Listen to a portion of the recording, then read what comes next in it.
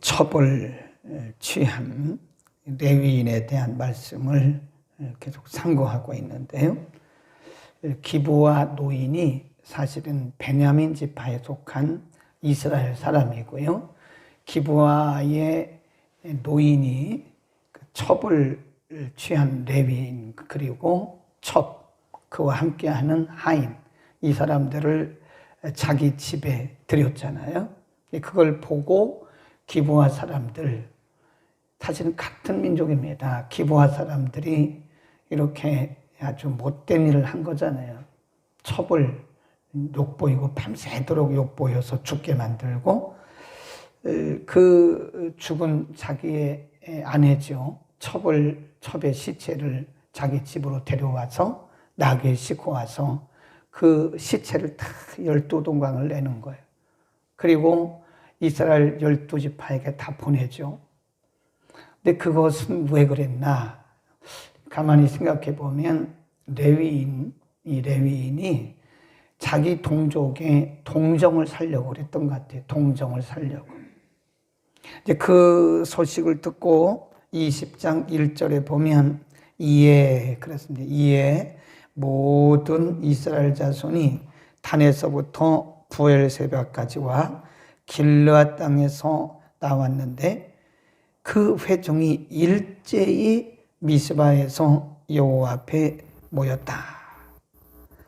2절 시작. 온 백성의 어른 곧 이스라엘 모든 지파의 어른들은 하나님 백성의 총에 섰고 칼을 빼는 보병은 40만이었다. 참 기가 막힌 노릇이죠. 40만 명이 전쟁을 하러 지금 미스바에 모입니다. 이 미스바가 나중에는 이스라엘 백성들이 모여서 기도하는 미스바 광장, 이 기도의 광장이거든요. 근데 지금 전쟁을 하기 위해서 다른 나라하고 전쟁하는 게 아니라 이 베냐민과 전쟁을 하려고 기브와 사람들을 죽이려고 첩을 죽인 그 레위인의 첩을 성적으로 욕보이고 죽게 한 그 기브와 사람들을 멸하려고 이스라엘 사람들 40만 명이 칼을 가지고 모인 거예요. 이게 본질입니까? 비본질입니까? 완전히 쓸데없는 일을 하고 있는 거예요. 지금 이스라엘 백성들은 미스바 광장에 모여가지고 하나님 앞에 회개하고 금식하고 예배드려도 부족한 판입니다. 근데 사사시대는요, 말씀의 중심이 없어요. 항상 이 말씀이 우리의 기준이 되고 우리 영혼의 이 등불이 돼요. 등불. 우리 영혼을 비춰주고 우리의 삶을 인도해가는 기준이 돼야 되는데 이 사사시대에 말씀이 없으니까요, 이렇게 비본질적인 걸 가지고 엉뚱한 일을 하기 위해서 40만 명이 되는 사람들이 칼을 빼고 미스바 광장에 모인 거예요. 기가 막히잖아요. 근데 이게 사사시대 사람들뿐만 아니라 우리도 마찬가지예요. 우리도 하나님의 말씀이 기준이 되지 않잖아요. 그러면 삶의 기준이 없어요. 그러니까 엉뚱한 일을 가지고 목숨 거는 거예요. 우리 사회도 보면 엉뚱한 일에 목숨 거는 사람들 많습니다. 하나님이 우리에게 주신 목숨이 그렇게 쓰라고 준 게 아니거든요. 그러니까 엉뚱한 일에 본질이 아닌 비본질적인 일 가지고 엉뚱한 일에 목숨 거는 사람들 많아요. 엉뚱한 일에 인생 바치는 사람들 많다니까요. 우리 인생은 이렇게 바치는 게 아니고 미스바 광장은 이러라고 있는 게 아닙니다. 하나님 앞에 모여 회개하고 기도하고 하나님 앞에 모여서 예배하고 그런 곳에 쓰여야 하는 미스바 광장이 이 레위인 한 사람 때문에 이렇게 전쟁하려고 모이는 아주 피비린내 나는 곳이 되고 만 거예요. 그 다음에 쭉 내려가 보면 3절 이스라엘 자손의 미스바에 올라간 것을 베냐민 자손이 들었더라. 이스라엘 자손이 가로되 이 악한 일의 정형을 우리에게 구하라 그래. 그러니까 미스바에 모였을 때 베냐민 사람들도 또 한 그룹이 모이는 거예요. 그러니까 기브아라고 하는 것은 베냐민 지파라고 그랬죠. 그러니까 이 이 첩을 이렇게 욕보이고 죽게 한 사람들이 기브아 사람들인데 그건 베냐민 지파에 속한 사람들이에요. 그러니까 지금 이스라엘 군 40만 명이 칼을 가지고 모인 것은 기브아가 속한 베냐민을 다 없애겠다 그런 거예요. 자기들끼리 지금 싸우는 겁니다. 그러면서 이렇게 말을 해요. 이것이 어떻게 된 일이냐? 왜 여러분이 이렇게 40만 명이나 칼을 가지고 전쟁을 하려고 모였습니까? 이유가 뭔지 한번 설명을 하시오. 그래요. 그러니까 정형을 설명하라 그 말은 이유가 뭔지, 왜 이렇게 우리가 싸워야 되는지 이유를 좀 한번 얘기해 보시오. 그러는 거예요. 그러니까 누가 설명을 해요? 4절에 보면 레위 사람, 그 사람이 설명하는 거예요. 그 뭐라고 설명하냐? 레위 사람 곧 죽임을 당한 여인의 남편이 대답하여 가로되 내가 내 집으로 더불어 베냐민 땅에 속한 기브아에 유숙하려 갔더니 기브아 사람들이 나를 치려하여 일어나서 밤에 나의 우고한 집을 에워싸고 나를 죽이려 하고 거기 보면 다 내 이래요. 이렇다니까요. 지금 자기 방어하는 거예요. 레위인이. 사실은 뭐라고 말았어야 돼요? 사실은 내 잘못입니다. 내가 첩을 취하지 말았어야 되는데 내가 레위인으로서 첩을 취했고요. 행음하고 자기 친정으로 간 내 첩을 데리러 갔다가 데려오는 과정에서 내 잘못으로 이런 일이 일어났습니다. 이건 철저하게 나의 잘못이고 나의 죄고 내 판단이 잘못된 겁니다. 이렇게 말을 해야 맞는 거잖아요. 근데 여기 지금 레위인이 뭐라고 그래요? 자기 잘못은 다 감춰놔요. 그리고 내가 오는데 내가 우거하고 있는 집을 기브아 사람들이 둘러싸고 내 첩을 이렇게 해가지고 욕보이고 나를 죽이려고 해서 내가 이렇게 했다. 그러니까 자기 방어예요, 자기 방어. 네. 참 레위인이 이런 영성을 가지고 되겠어요. 그러니까 사사시대죠. 여러분, 우리는요, 모든 문제의 원인을 내게 돌려야 됩니다. 다 때문에 그런 거죠. 이 사람은 지금 자기를 방어하려고요. 나는 문제가 없다 이거예요. 나는 문제가 없는데 이 기브아 사람들이 괜히 그랬어요. 레위인이 거기를 지나가니까 그런 게 자기가 거기를 왜 갑니까? 레위인이. 그러니까 이 지금 레위인은 자기 잘못은 하나도 몰라요. 몰라. 그리고 기브아 사람들 탓을 하고 있는 겁니다. 기브아 사람들이 내 첩을 이렇게 욕보이고 죽게 해서 내가 화가 나가지고 내 첩의 시체를 이렇게 12도막 내서 여러분에게 보낸 겁니다. 그러면 또 뭐라 그런지 보세요. 7절. 참 가관이 아니에요. 7절. 시작. 이스라엘 자손들아 너희가 다 여기 있은즉 너희의 의견과 방책을 내라. 참 지도자 행세를 하고 있는 거예요. 지금 무슨 말을 하고 있는 거예요? 지금 레위 사람이 이런 말조차도 해서는 안 되죠. 여러분, 이건 제 실수입니다. 제가 판단을 잘못한 겁니다. 제가 죄를 지었습니다. 이렇게 말해야 되지 않았겠어요?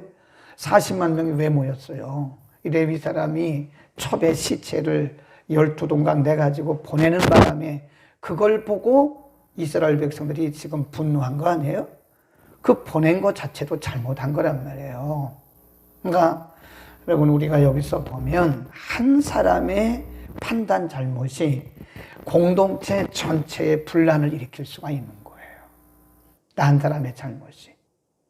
그런데 우리는 자기는 싹 빼고 자기는 방어, 지금 레위인이 자기 방어하는 거예요. 그리고 말하기를 여러분 어떻게 쓰면 좋겠어요? 여러분의 아이디어를 한번 내보시오.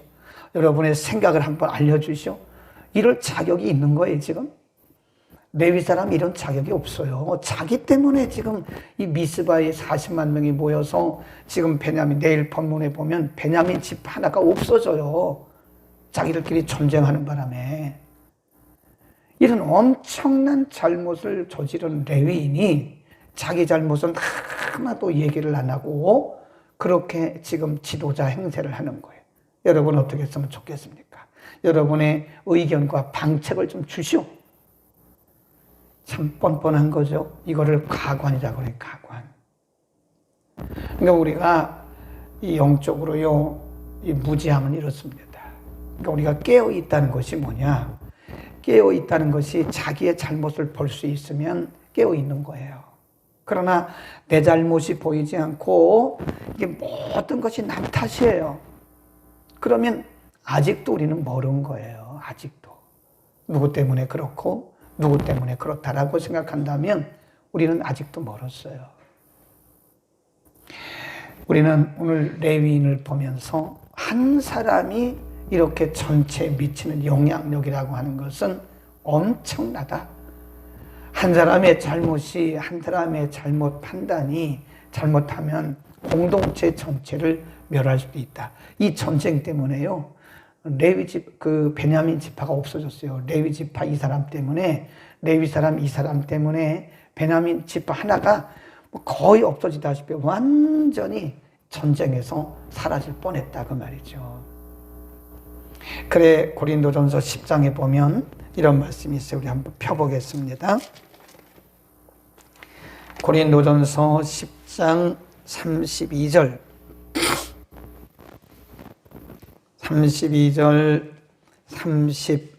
33절 읽겠습니다.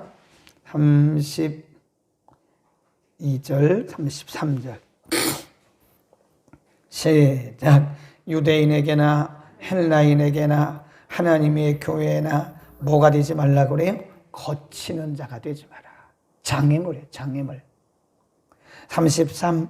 나와 같이 모든 일에 모든 사람을 기쁘게 하여 나의 유익을 구치 아니하고 많은 사람의 유익을 위하여 저희로 구원을 얻게 하라. 32절에서는 뭐가 되지 말라 그래요? 거치는 자가 돼. 장애물이 되지 마라. 그리고 33절에서는 오히려 나가서 하나님께도 영광이 되고 사람들에게 유익되는, 그래서 많은 사람들이 구원을 받도록 해라. 이게 중요한 말씀이죠. 여러분, 우리가 어제도 말씀드렸는데 은혜가 떨어지면요 장애물이 돼요. 은혜가 떨어지면 장애하고 자꾸 불신앙적인 생각으로 부정적인 생각을 가지고 자꾸 말을 하면 오히려 하나님의 일이 더뎌지는 거예요. 안 되는 건 아닌데 공동체의 장애가 되는 거예요. 가만히 있으면 되는 거예요. 네. 그렇습니다. 우리가 잘못하면 은혜가 떨어지잖아요. 우리가 성령이 충만하지 못하잖아요. 그러면 거치는 거, 장애물이 되는 거예요. 우리의 짧은 인생이 장애물이 돼서 되겠습니까? 한 사람이라도 더 예수 믿게 만들고, 한 사람이라도 더 세워주고, 한 사람이라도 용기를 주어서 정말 짧은 인생을 보람있게 살고 열매 맺는 인생 살게 해야지, 나 때문에 이게 거침돌이 돼서 되겠냐 그러면서 한 사람의 잘못된 판단과 한 사람의 잘못된 이 삶이 얼마나 악영향을 끼치는가를 우리는 알아야 됩니다. 이제 요거 캄보디아에서는 굉장히 지금 현재 총리가 훈센 총리인데, 현역 총리인데 훈센 총리의 친구이기도 하고 훈센 총리의 국정자문위원이에요. 그러니까 이분이 상원의원, 우리로 하면 국회의원을 17년간 하다가 어느 날 하나님의 부름을 받았어요. 콜링을 받아가지고 미국에 가서 공부를 하고 오셔가지고 목회자가 됐어요. 제가 2년 전인가 저 CM립까지 그분이 저와 함께 같이 갔는데 육군 대령이 같이 이렇게 경호를 하더라니까 깜짝 놀랐어요. 당신 목사인데. 근데 이분을 이제 우리가 2월에 한국에 초청을 합니다. 그래서 국회의장도 만나고 국무총리도 만나고, 그리고 헌정회 회장님 이름으로 초청을 해요. 그러면 이제 국회 방문하고 청와대까지는 못 갈 것 같은데 이렇게 하고 이제 우리 교회로 올 거예요. 저하고 친구입니다. 나이는 저보다 한참 많으신데 늘 이렇게 통화하고 하는 친구예요. 근데 이분이 참 제가 보면서 한 사람이 이렇게 은혜 받고 능력 받고 굉장히 겸손하세요. 예를 들어서 이분이 강서구에 온다 그러면 정부에서 여기 마저 이분이 가는 곳은 다 이렇게 교통 통제를 합니다. 그리고 정부에서 관용차를 내줘요. 그리고 거기 경호원들을 쫙 배치해 줍니다. 근데 이분이 그런 거 다 사양해요. 그리고 버스를 타고 다녀요. 아무도 모르게 그냥 자기가 웅띠라는 것을 모르게 그냥 아주 평범한 옷차림을 하고 그냥 버스 타고 다녀요. 그런데 중요한 것은 이분이 미치는 영향력이 엄청납니다. 엄청나요. 그래 제가 캄보디아에 있는 선교사님들에게 말했어요. 혹시 캄보디아에 계신 선교사님들 어려운 일을 만나면 저한테 얘기하세요. 내가 아주 친구 하나를 알고 있는데 그분에게 얘기하면 그분이 한 얘기예요. 그분이 내가 살아있는 동안에 나를 사용하라 그러더라고요. 멋있잖아요. 훈센 총리고 뭐고 다 뭐 이분이 친구고 자문위원이니까 내가 살아있는 동안에 나를 사용하세요 그러더라고요. 근데 그분을 초청하는 이유 중에 하나도 캄보디아 쪽에 그런 일을 좀 하려고 그러는 거예요. 굉장히 겸손해. 그런데도 평범하게 버스 타고 다니고요. 정부에서 이렇게 경호원 내보낸다 그러면 그런 거 하지만 내가 목사인데 그런 걸 왜 하냐고. 겸손하지만 굉장한 영향력을 끼치는 거예요. 한 사람이. 저는 그분을 보면서 이야, 이 참 한 사람이 은혜로 충만하고 그러면서도 얼마나 은혜로운지 몰라요. 한 사람이 말씀으로 은혜 받고 한 사람이 성령으로 충만하니까 얼마나 많은 기독교인들. 그래서 캄보디아가 사회주의 국가인데도요. 이 기독교에 대해서 함부로 못합니다. 함부로 못해요. 이런 대단한 분이 딱 자리를 잡고 있으니까 그분의 말이 생각이 나요. 늘 생각이 나요. 내가 살아있을 때 나를 사용하시오. 나를 이용하시오. 나쁜 쪽으로 말하는 게 아니라 내가 살아있는 동안에 나를 사용하시오. 얼마나 멋있는 얘기입니까? 한 사람이 은혜 받고 한 사람이 성령이 충만하면 한 사람이 미치는 영향력이 크지만 한 사람이 은혜가 떨어지고 한 사람이 이렇게 되면 레위 사람 때문에 전 나라가 피비린내 나는 전쟁을 하는 것처럼 이런 장애가 된다는 겁니다.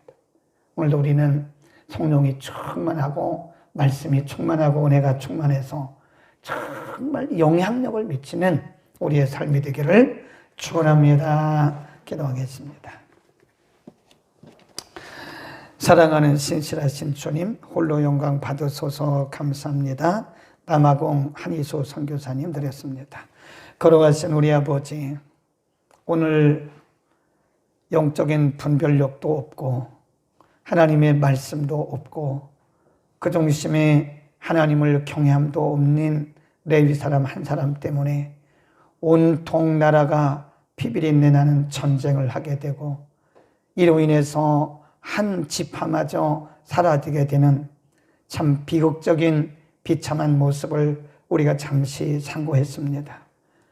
그러면서도 자신의 죄는 알지 못하고 기부와 사람들 탓을 하고 자신의 첩을 탓하고 하는 레위 모습을 보면서 우리는 우리 중에 누구라도 은혜가 충만하지 못하고 말씀이 충만하지 못하고 성령이 충만하지 못하면 이렇게 된다는 사실을 우리가 압니다. 고린도전서 10장 32절 33절에서 우리에게 말씀하신 것처럼 유대인에게나 헬라인에게나 거치는 자가 되지 말게 하시고 오히려 하나님께도 영광되고 사람들에게도 유익을 끼쳐서 한 사람이라도 더 세워주고 한 사람이라도 더 구원을 이루게 하는 복음의 통로들이 다 되게 하여 주옵소서. 우리의 남은 생에 나 때문에 사람들이 행복해지게 하시고 우리의 남은 생에 나 때문에 사람들이 말씀으로 세워지게 하시고 나 때문에 유익을 얻어 하나님 만나는 역사가 있도록 우리를 하나님의 도구로 써 주옵소서. 캄보디아의 영적 거장인 웅띠 목사님처럼 우리가 겸손하면서도 낮아지면서도 그러면서도 많은 사람들에게 영향력을 미치는 것처럼 우리도 그렇게 살게 하여 주옵소서. 한희수 선교사님 참 어려운 과정 속에 어제까지 일주일간의 긴 금식을 마칠 수 있도록 은혜 주심을 감사합니다. 여종 일주일 동안 금식하면서 하나님 앞에 드렸던 모든 기도의 제목들을 하나님 아실 줄 믿습니다. 하나님 이제 일일이 낱낱이 세밀하게 응답하소서. 남아공에 있는 예수사랑 비전교회와 그 목사님과 사역자들과 한국에 계시는 우리 선교사님의 어머니와 가족들을 축복하소서. 이제 마음껏 주의 사역 감당하고 현장으로 다시 갈 수 있도록 은혜 위에 은혜를 통하여 주옵소서. 오늘도 말씀 듣고 깨닫고 기도하는 모든 주의 백성들을 축복하여 주옵소서. 예수 그리스도의 이름으로 기도드립니다. 아멘.